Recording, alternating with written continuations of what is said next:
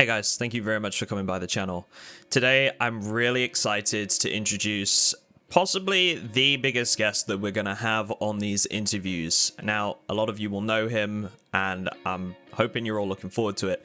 I wanted to give a quick thank you to everybody for watching these so far. It has been a surreal experience for me. I really appreciate all the kind words you guys have been saying, and I know that the team appreciate your feedback as well. So if you're listening to this interview and you have anything you want to say to the developers, please feel free to drop them in the comments below or head over to the Dead Matter Discord.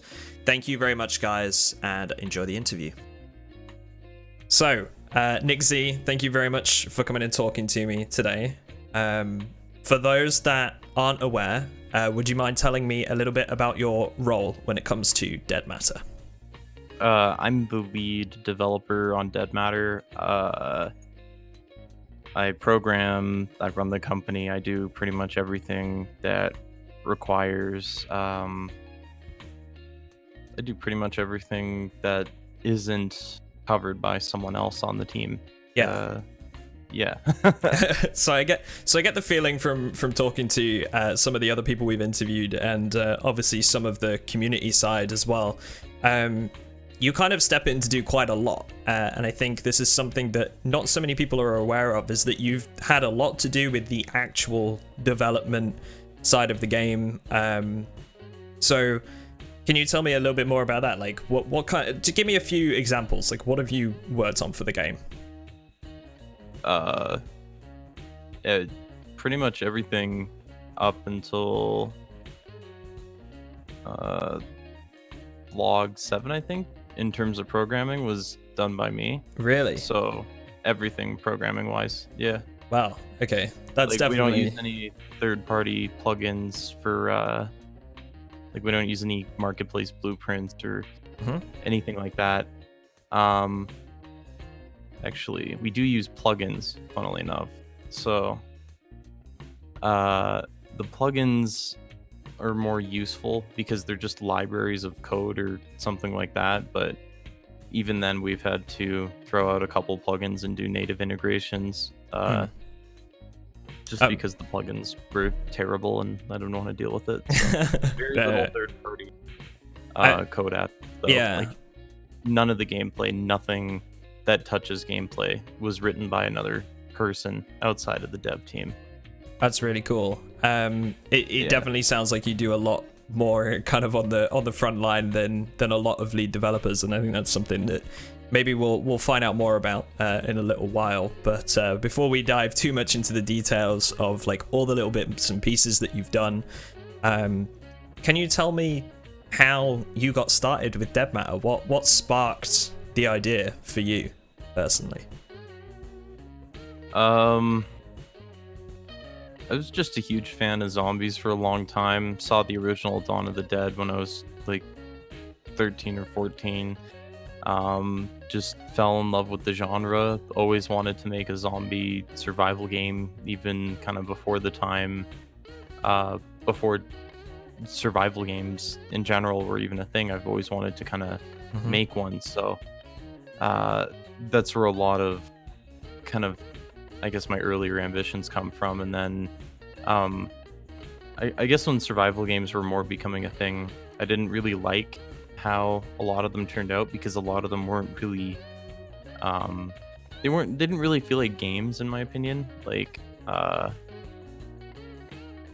think like Fallout I would consider more of a game than like most survival games, just because there's actual stuff to do, even though the world is smaller or whatever. Right, I completely understand what you're saying. Yeah. So you're going more of the basis that you feel like perhaps like other survival games were more of a open sandbox and less of a content-filled experience for the player. Well, I think that if there's a complete lack of structured play, that it becomes really boring really fast, because you're just doing the same thing over and over, which is loot, shoot, die, repeat. And that gets boring the 20th time you've done it. Yeah, exactly. And I think unfortunately that has become like kind of the core to the game, right? And a lot of survival games nowadays consider that the only thing that needs. It's a fun loop. It's a fun loop. It's a fun thing to do. It's fun with friends, especially. But is it fun doing it for 5,000 hours? Most people would probably say no. So I think that there has to always be more. I think like that's part of a game, but I don't think that's entirely what would constitute a game in my mind. Just that loop doesn't constitute a game for me. Yeah, that's or that loop plus crafting. yeah, I can definitely understand where you're coming from. I think there's a lot of games in the genre that could probably take something from that opinion and improve their own survival experiences. Interesting. I don't think there's anything wrong with it though. Like Rust is a really simple game. Yeah, and absolutely. It kind of manages to pull it off just because it embraces its grind in a way. And then it ended up becoming a better game for that. Yeah. So I think it's really dependent on what we kind of want to do with it more than anything. Yeah, I can definitely see where you're coming from with that. There was one part, and I'm sure as you know already, I've spoken with Shirk, and there was one thing that he mentioned which I really liked, which was yourself and Shirk playing World War Z. Back in the day, and he was telling me about a scenario where you guys were he mentioned being pinned down by some guys on top of an overpass, and you were just in this zombie survival experience, and he said that was a big part of what drove him forward. Do you think the kind of the experience you've had in survival games like that is going to have like a big impact on what you do with Dead? Yes, but I wouldn't say that it's where we get the core of what we want the game to be. I think like the core of what we want the game to be is almost difficult to describe because there's no other game really like it out there in a way. Like, I know it sounds kind of almost egotistical to say that, but it's just more, there's not really that many games that are similar to Dead Matter that we can go, okay, this is what our game primarily looks like. I mean, I think that's a very, what do I say, like a core part of what you guys are doing is that you're going for a unique approach, which is always something that me personally, and I'm sure a lot of other players look for in a game, is something unique, right? We've seen this gameplay loop that we were just talking about for years. So to have something unique and something different is a big part of development, surely, and I look forward to seeing what that will come to in Dead Matter. There's a lot of internal focus on interactability. That's one of the big ones. Like, how can we make it so when you go through a house, it actually feels like you're interacting with that building when you go to that house? How do we, so there would be random alarms inside, and you can actually go through the containers while you're in the house. So there's these kind of ways that you interact with stuff, but you don't really realize it in games. Like in DayZ, when you go to a house and you loot it, or in any survival game, you're interacting with that house. So we want to say, like, how can we take it a step further? And part of that is adding light switches so you can see what's on a shelf. Another part of that is just the containers themselves. I don't know how many survival games have containers outside of, I think, maybe Scum, but just having that on top of everything as well. Something. Yeah. Like, So we're trying to make sure that there's more depth to the interactability, and we really go for like a quality versus quantity thing. Like, we're really driven to deliver an experience that just feels good to play. Everything kind of feels responsive. You feel like you're actually interacting with the world. Like, we want the game to be immersive. Like, it puts you into the shoes of a survivor and then gives you things to do, and then making certain things different as well. So we can't just say that. I don't think it would be, you can't just say Dead Matter is a DayZ clone, because even spawning in Dead Matter is different fundamentally, because we want it so you can spawn with a group of friends easily. That's just, I think that we've all met up with a friend 1,000 times over in a survival game, and it just sucks having to do it the 50th time. Yep. That process definitely becomes very heavily repeated and very tedious very quickly. I would agree. So we've heard a little bit about your thoughts of the game and where you get that kind of inspiration. I did just kind of want to ask you, have you done anything like this in the past? Like, tell me a little bit about your history when it comes to game development in itself. I mostly have a modding history when it comes to that sort of stuff, and there's a few multiplayer projects that I'd worked on, but I just tend to not really go into too many detail about them. Just I don't know, I don't really think they're interesting and all that. Okay. So. No, that's absolutely understandable.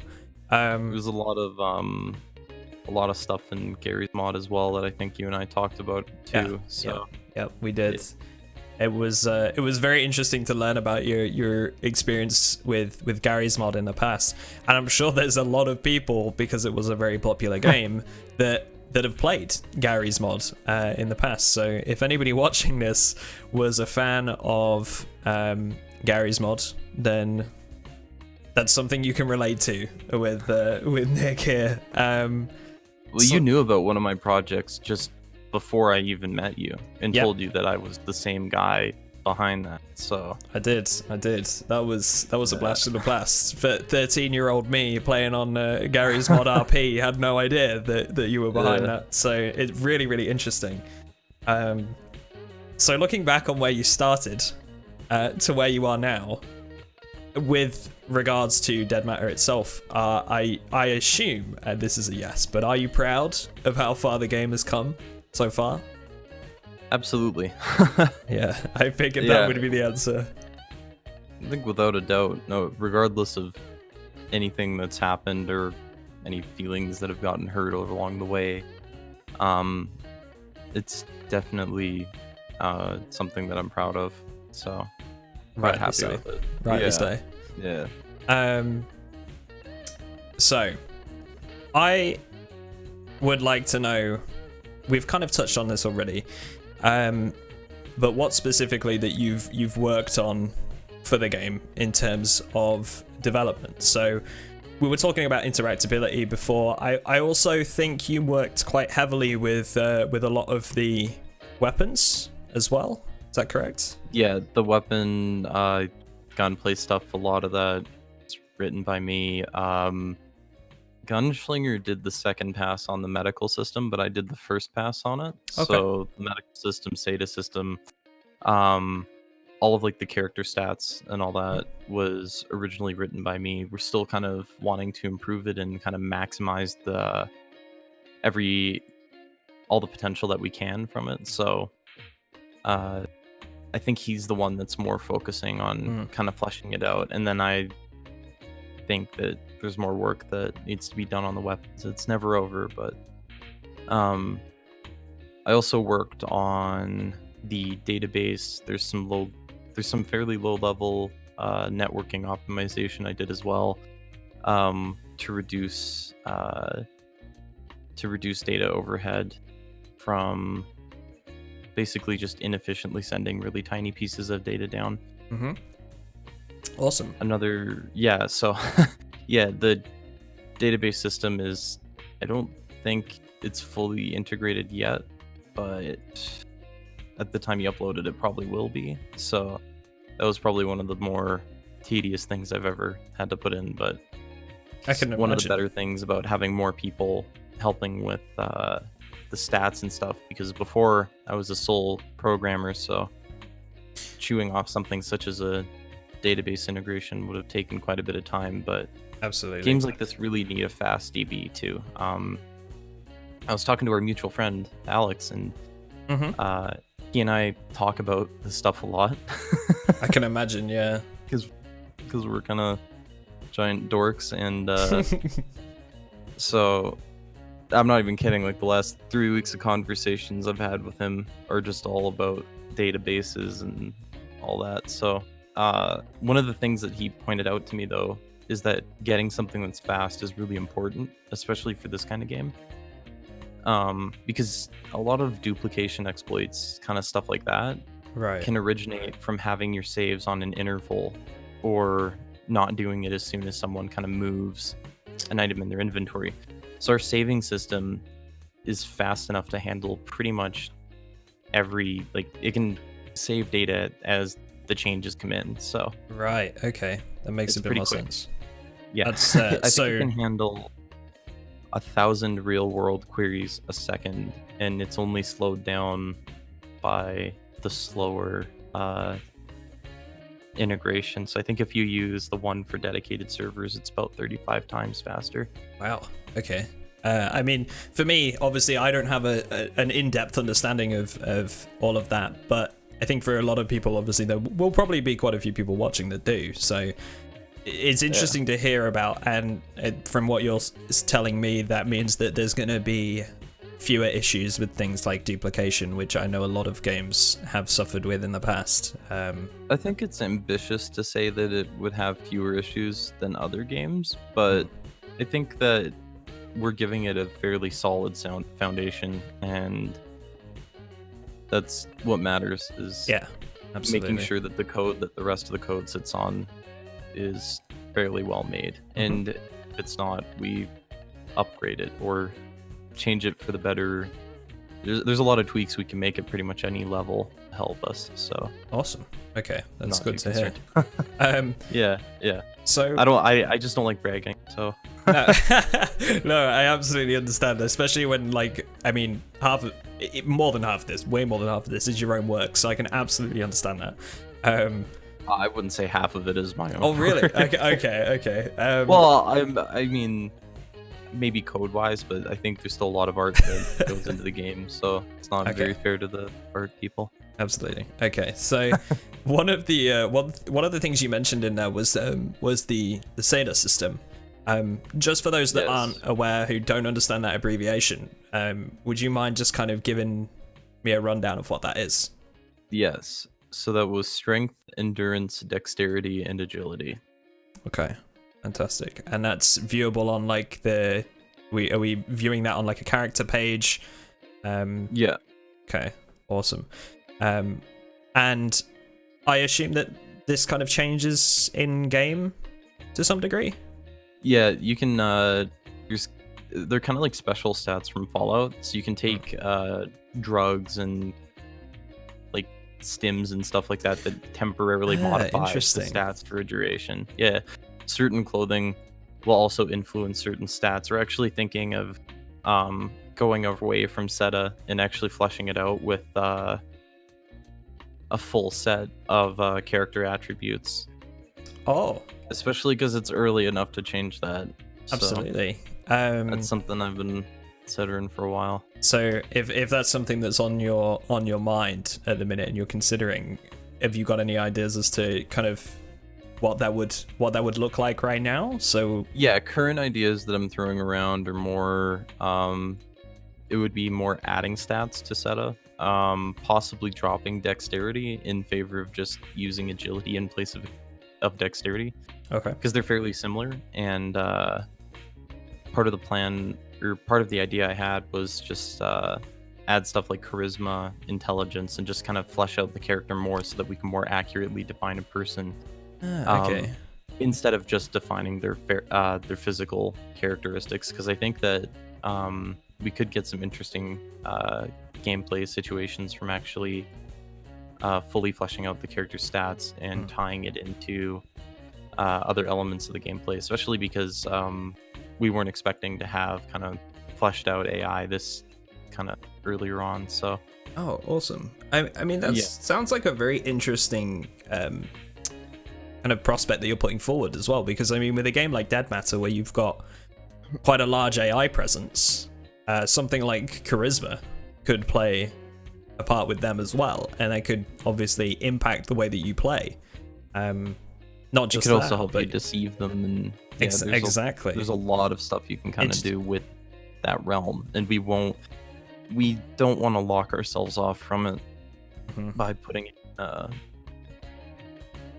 We don't want to lock ourselves off from it by putting it in too late, if that makes sense. Yeah. because it's kind of a pain to go back and throw it all in. It's can just definitely easier understand that. now. I mean, it kind of, you'll notice that I'm dreadful for this, but I've been a pain for already drawing up scenarios in my head as to like when I'm going to do these things, when these are going to go into play, and I love doing this. So that could even come into play with like when you're in a group, right? You could have one person that has a little bit more charisma than say everybody else, and he becomes your kind of people person, if you like, when it comes to AI. And I think that really opens up a lot of possibilities, because you could kind of try to talk your way out of certain situations, or like you say, deceive people, or it gets your mind thinking about all these scenarios where that could come into play. And I really love that. I love that idea. So maybe who knows? We might get some comments about that particular system, and maybe some feedback that the community has for that. So it's something to think about. So I have to ask this. I'm sure you're sick to death of hearing this question. But if you had to say, and we have already talked about some of these features as well, but what makes Dead Matter unique to other games that we've seen in the survival genre so far? Can you tell me a little bit about that? Okay. I think just it doesn't really do anything the same way that other survival games do, while I guess it still kind of is in that category. So I don't know, it's a hard question to answer because I'm not very artistic, so I mean, best answer you're gonna get out of me is it just does things differently, and yeah, I mean there's gonna actually be zombies that try and eat people, which a lot of survival games have been very PvP focused. Mm-hmm. And while I love PvP, and I think like Dead Matter is gonna have some good PvP, I don't want the entire game to revolve around PvP and nothing but PvP. I want it to be more of a game that immerses you in a world. So I guess it aims to be a more immersive sort of game. Yeah, definitely. Yeah. I think like we've talked about earlier, like you guys are heading on the right track for that. You seem to have a very big focus on that element. I think when we look at games like that have come out so far, they don't so much have this living, breathing world feel. You don't feel particularly immersed. You just think of that gameplay loop. You just think, right, I want to loot up, I want to get gear, and then I'm going to go to this area where I know there's going to be players, and I'm going to shoot people. That's what you're thinking. Whereas with Dead Matter, we might be thinking more along the lines of, right, what's my next step for survival? What do I need to collect for my tool belt? What do I need for my claimed base? You know, all sorts of stuff like that. As soon as we can get the player doing something that isn't just looting for the sake of looting or tearing up, then I think that right there is what would kind of start pushing it away from other games, because a lot of survival games really don't ever break the mold of just looting and continually tearing up, or the rare occasional vehicle. That's it. Yeah, okay, I can see that. So in every project, I'm sure there's a few points that the team don't necessarily unanimously agree on. And whilst I know that you and the team are very close, especially certain guys on the team that have been there for quite a long time, does anything come to mind that you guys didn't agree on at first, or things that needed to be changed along the way?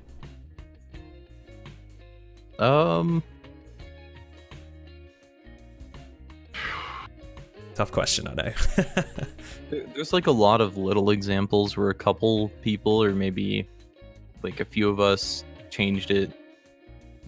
You know, a few of us pushed changes that other people, like, we kind of had to critique each other in certain ways, but I don't really think there's been anything that's been like divisive or like anything really big. Like, I don't think there's really been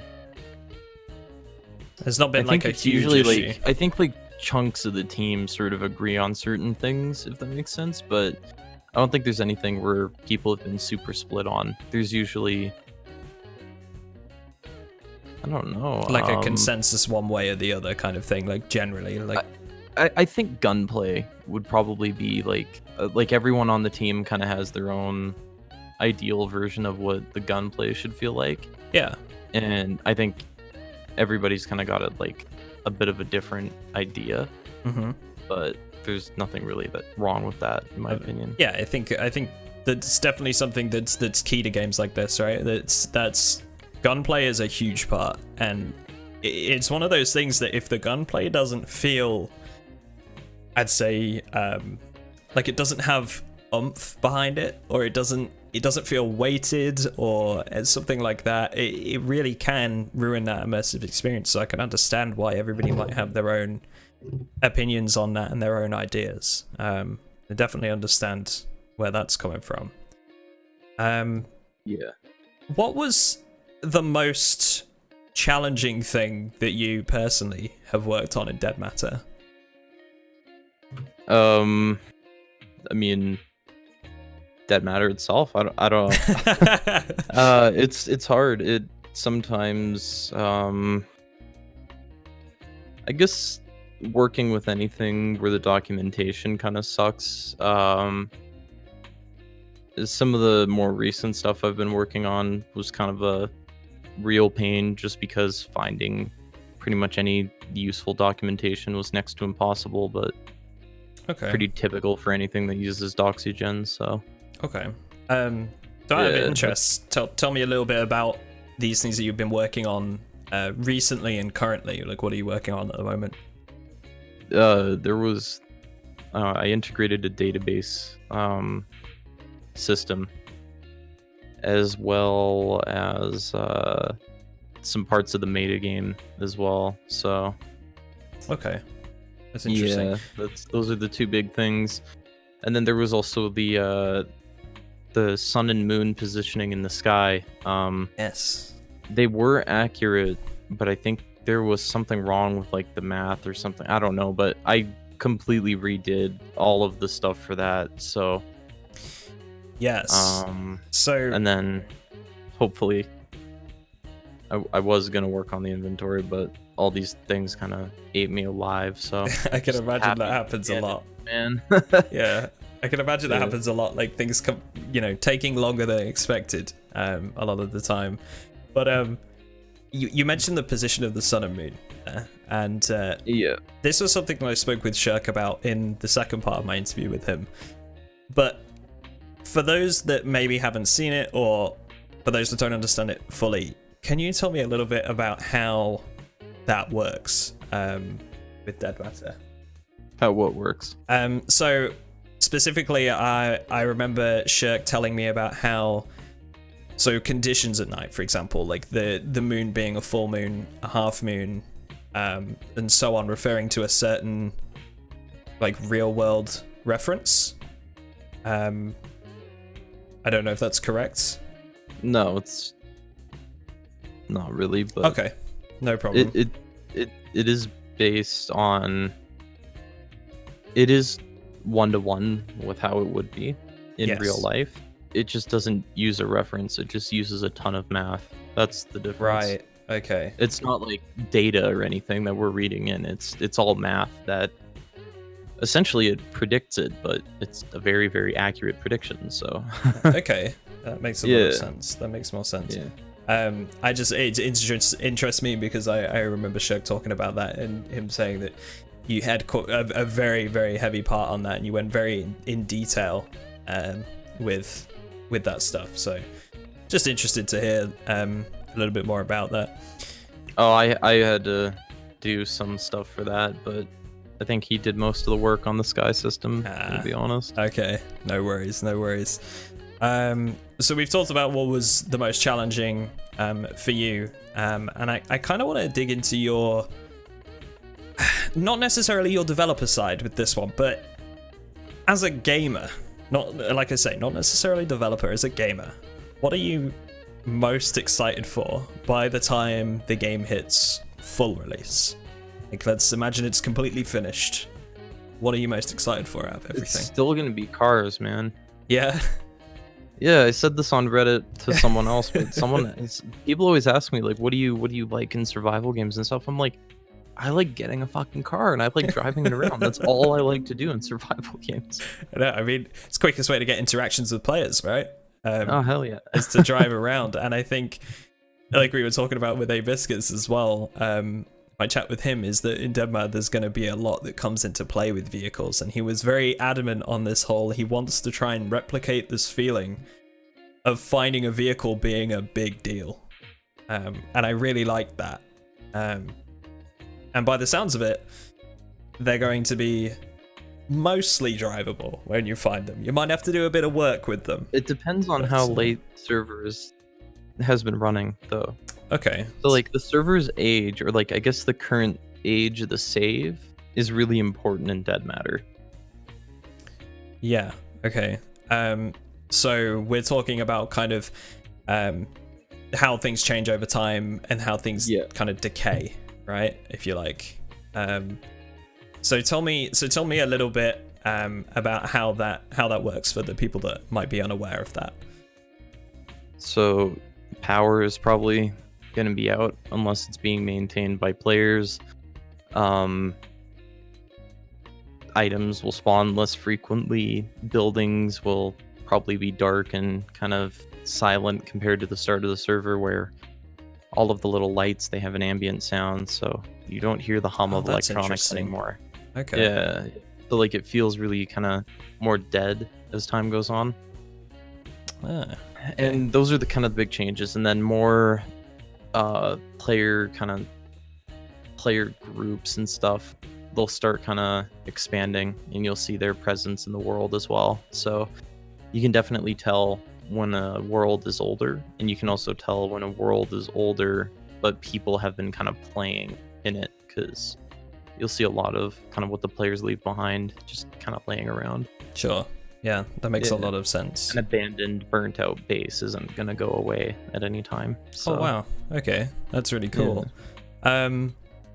So moving away from that, there were a few questions that people had for me about Dead Matter, and I'm sure you've had quite a lot of these yourself as well. So I'm going to try and cover a couple of these areas for the community. Can you tell me a little bit more about any sort of dynamic events that we can expect to see in the game whilst we're kind of traveling around the world, if you like? Helicopter crashes, one of the kind of more exciting ones. I think Gunslinger is probably slightly better to answer this question, just because he works on a lot of the AI and stuff like that. So, sure, probably most encounters will involve AI of some sort. So yeah, I seem to remember. Even then, there would be kind of alarms inside of houses that would be going off. Like, there's a lot of stuff kind of baked into the world that you'd have to deal with. So maybe getting a generator to power the elevator in the police station or something like that, getting fuel for that, turning it on, using the elevator to go downstairs. Okay. And even if it runs out of power, I mean, you just climb through the hatch, right? So awesome. That's very in depth. That hadn't even crossed my mind. That's really cool. So that's a lot of like what the puzzles and stuff are going to be. It's like, it's more how do you get into this certain part of the map, and that's what some of the larger buildings will have in it. Okay, so we're seeing potential obstacles put in our way that we have to work out in order to get to certain areas that might be beneficial to us. Like, if you see a police station, you can't just run into the armory. Yeah, no, that makes a lot of sense. Try to get in there. That makes sense. I like that, because it's kind of like you're almost having to put in effort, and in the meantime, you might be there for longer. And the longer you're there, the more chances are that something or someone might show up. So I like that a lot. On the side of base fortification as well, we already know that base building in the traditional sense where we're building walls and so on and so on, will be limited in favor of base fortification and smaller structures. Can you tell me a little bit about what made the team decide on that approach, as opposed to the other traditional way of doing so? Because why would you build a shack when there's a perfectly good house next to you? Well answered. I like that. I think that's completely reasonable. I mean, it's not to say it doesn't come with its own design pitfalls. Part of the problem is that like players need a place to find new items, so I'm sure that we're probably going to have to limit it inside of towns, I would guess. Probably nothing more outside of that, but it's going to be real interesting seeing what players end up doing with buildings. I do wonder if it will, if some of the more populated servers will have a hard time with that, but only time can really tell. Yeah, that's something that I think is going to require a bit of play testing, right? We're going to have to see, like you say, how people use it, to kind of work out what's best. And there's also a few mechanics that we're working on that haven't really been revealed, but once those are kind of shown off, it should kind of help people figure things out. And I think one thing that's also worth remembering is most players will just want one building for their entire group. So I don't know. I don't think it would be too big of a deal. Yeah. Especially compared to like a small Rust map. Yeah, absolutely. And I think it's interesting that, you say more populated servers might have like more problems, but we'll kind of see how that goes, because this leads me quite nicely onto one of those things that you can't test internally just because you don't have thousands of players that you could dump onto a server. No, I'm sure over the course of 2 months. Like that's kind of a long-term sort of more for closed alpha sort of thing. Yeah, I can imagine you might have issues with NDA if you tried something like that. So definitely understandable. So closed alpha is still NDA'd though. So. Yes. Yeah. It's interesting that we talk about kind of like the more populated servers, because that leads me quite nicely onto server owners and what kind of moderation tools that they're going to have at their disposal. Now, me and you have talked about this personally a little bit, but can you tell me what kind of moderation tools we can expect to see, and what kind of control we'll have over the server? Well, there would be the observer mode and kind of just the administrative chat commands out of the box. So just a permission system where you can kick and ban players, but you can also go and turn invisible and fly around and just watch players playing the game. And if you determine that they're a cheater just by watching them, then feel free to ban them on your server, Yeah, it's such a simple thing, isn't it?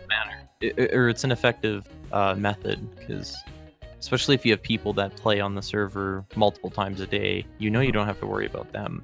So if you just have your admins kind of watching over the new players, then it's a really good way to make sure that your community only has the people kind of you want in it. Yeah, absolutely. And it's such a simple thing that we haven't seen in a lot of games, which it's interesting because it is very effective. And I know me and you know this because we've seen this on Gary's mod in the past, and it works well. Well, yeah, because you can spot the guy cheating, because you can literally hide an item under the map, and then they'd always run to it because they could see it. Like cheater bait. I like it. Yeah, exactly. So, But I don't want to ever have to do that stuff hands-on, because I know that WarZ had like some weird item that was in a glitched out spot that if you picked it up and it would just ban someone. Like, I don't want to do that. I'm more interested in seeing what kind of server admins can do with the tools we give them. Sure, absolutely. It's understandable. I think one of the things that we might have mentioned as well was like chat logs. Am I right in remembering that correctly? Like we were going to be able to, as an admin, go back through like chat logs and see like certain things that people have said, maybe actions that people have done in the past. And I wanted to log all the chat and just make it pretty much log everything and just make it as easy as possible to access and figure out like who's been dropping items, in a corner of the map or something like that. Just pretty much everything is going to get logged, and then it can be viewed at any time. That's a really cool thing, because I think that's going to be really helpful for people that might have an issue. And how many times have we seen it in other games where someone's asking in chat, is there an admin on? Is there an admin on? And there's no admin there. But if they can keep a note of when this happened, they can take that to someone later, right? And then we can go back and look at that for ourselves. Another really simple thing. I think I was looking at a chat command actually to just talk to the admins directly, and if there were none online, it would actually tell you. So, well, that'd be a really simple, really nice, effective way of doing that. I definitely think that'd be cool to see. Kind of like, again, I think that comes from Gmod, right? Would probably be somewhat of a problem. Like, yeah, there's going to be an anti-cheat, but you know, getting an anti-cheat plus, like, you'd have to wait for the ban wave. So we would rather give people really good tools to deal with people in the meantime, because we don't want cheating as much as pretty much everyone else playing the game. We don't want that. No, absolutely. So it's almost like you're giving you have the anti-cheat in place, and like you say, in between, we're gonna have that ability to deal with them on our side of things personally, so that we can get rid of them from our servers at the very least. Exactly. Yeah. Which is really cool. I really like that you guys are focusing quite heavily on that, because I think, like I say, there's a lot of games which just haven't given people tools like that to kind of keep their servers safe, even just prune their communities for the right people, right? Like, you have a lot of people coming through your server if you're very popular, and there might be certain people that you don't necessarily want there that are going to be quite destructive to the way things are ran. Especially kind of off the top of my head, if you're thinking about RP servers, right, might have very particular rules or very particular ways of doing things. And I think that's going to come in handy, definitely. Exactly.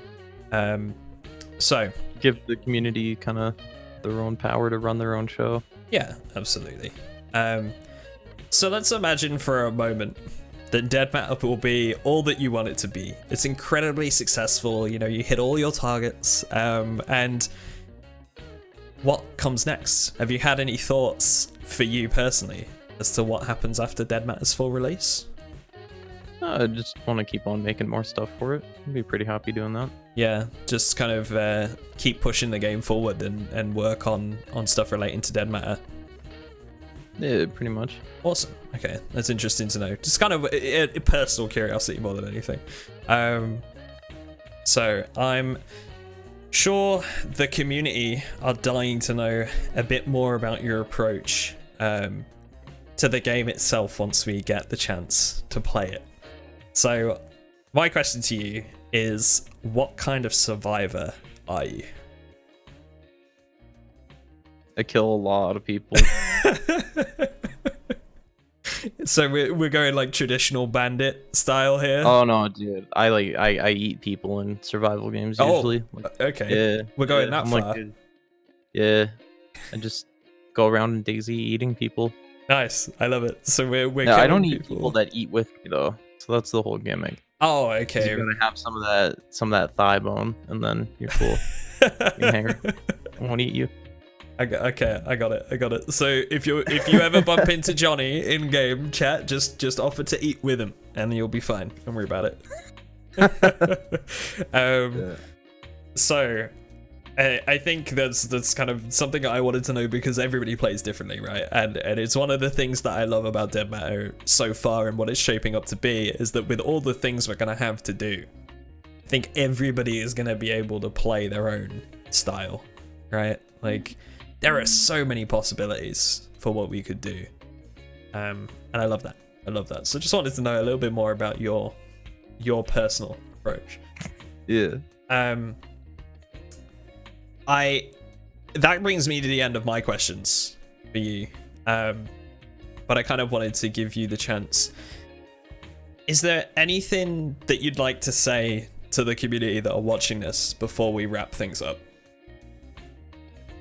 Thanks for supporting the game, and sorry, we're really bad with dates.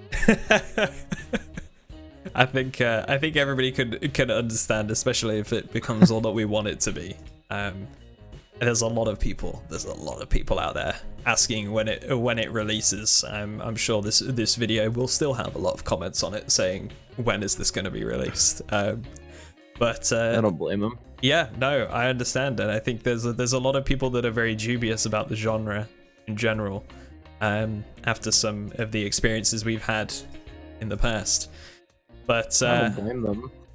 yeah, no, that's it. I think this is something I talk about with my community all the time. Is like, you know, I sometimes I get frustrated, and I will admit that sometimes I get frustrated with people asking these recurring questions, or like being doubtful about the game, right? Like saying like, oh, I hope it's not going to be like this game, and just not come to what it is. And I get that skepticism. My chat is really, really good at reminding me that, like, you know, we've been scored before, but I'm confident in what you guys are putting together. Well, I think a lot of people ask for the game early, and then they get the game early, and then they get really upset when it sucks. If DayZ standalone came out after it was like in the state that it is now, people would love DayZ standalone and think it's the greatest thing ever. But they don't, and that's because they played it while it was early, they got burned out, and then they quit, and now they have that alpha gameplay just burned into their head. Yeah, that's my exact situation with DayZ. Played a lot of it when it first came out. That's why we don't want to release Dead Matter early, because people just burn themselves out. Yeah, absolutely. And I think that you guys have made this clear more than once, is that you value the first impressions. Right? We value the game surviving more than anything. We value like people playing the game and actually wanting to keep playing it, and get like, we want people to get hooked on our game and actually like feel like that hook, like just, yeah, I want to play more of this game tomorrow. We want people to be excited to play the game and actually want to play the game before we release it, because that's what people want. That's what people have set themselves up to expect from us. And we can't change people's expectations, but we can change what we release. So awesome. I think if you're more in line with those expectations, there's less people that get upset. But I think making a Kickstarted game in general puts you in a position where you basically are constantly racing against the clock. And I think a lot of campaigns, the people behind them feel really pressured to release as early as possible. And we don't want to fall into that, because I feel like that's just a huge trap. Yeah, I can absolutely understand that. I think it's very important that the community gets a good, like you say, a good first impression and doesn't burn themselves out. And I think that's a really good thing to close on. So Nik, thank you very much for coming and talking with me. I really appreciate it. Yeah, cheers. And very excited for the game. Man. Thank you. No worries at all. All right, see you soon. Cheers.